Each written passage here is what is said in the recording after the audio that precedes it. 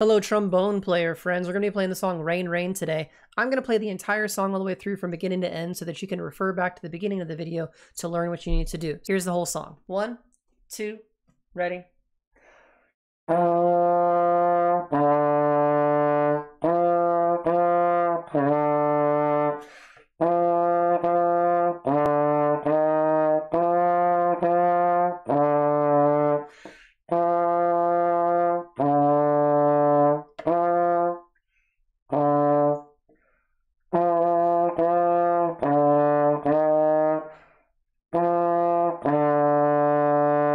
The first thing that I need to show you about this song after you've kind of learned the fingerings and worked with it is remember that at the very end of the song, you've got a sneakaroo of a quarter rest that takes up a full beat of space. So when you go to play this, it's going to sound like da, da, da, da, da, da. Notice how I took a breath on that quarter rest. That is totally okay and appropriate.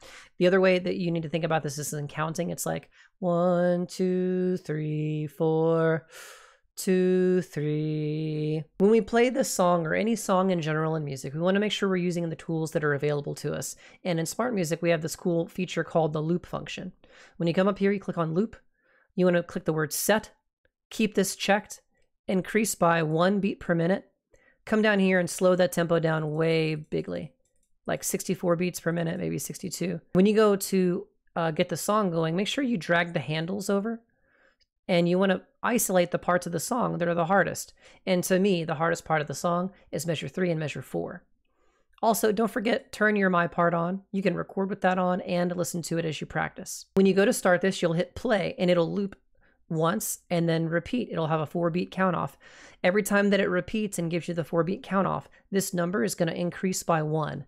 You're not going to be able to hear it real big, but eventually after 5 or 6 repeats, it's eventually going to get up to like number 68, 69, 70, and eventually get up to 80. That's the goal tempo.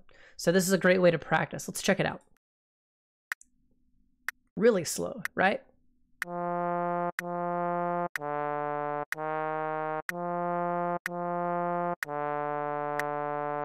Now it's going to count you off again. Now it's at 63 beats per minute. See what I mean? It'll count you off again. Look, now it's at 64. So you get the idea. It's going to go up every time it repeats. The last thing that I wanted to talk to you about was about the articulation factor in the song and the phrasing. You want to make sure that you're using your tongue to define all of these notes.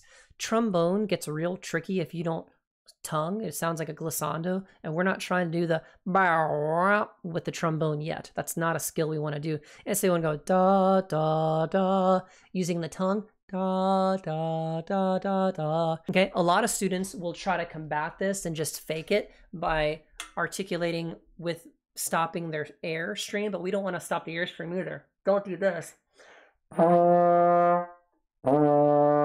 That's not the idea. You want to play one long stream of air.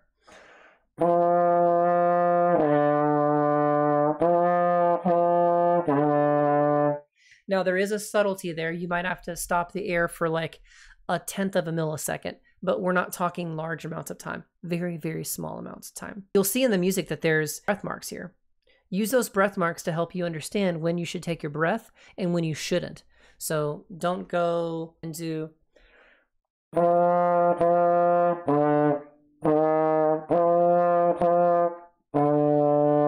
you don't want to do that. You want to play it as one long stream of air with only one breath.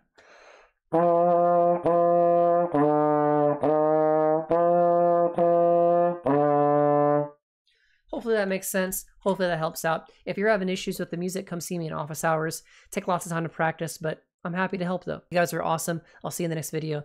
Bye-bye.